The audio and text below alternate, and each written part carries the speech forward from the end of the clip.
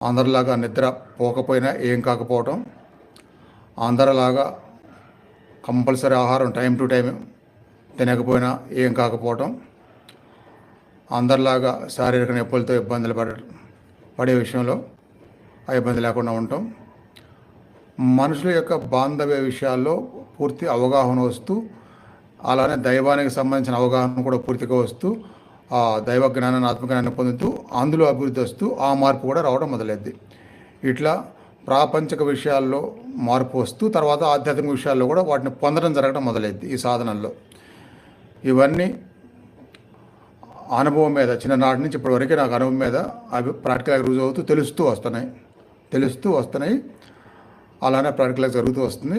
ఆ నమ్మకంతోనే నేను వీటిని చెప్తున్నాను ఈరోజు. ముందుగా ఎవరైతే అలా నిలుపుకుంటారో సాధనని, తప్పకుండా వాళ్ళకి అదే జరిగింది. ఏవో చిన్న కారణాలతో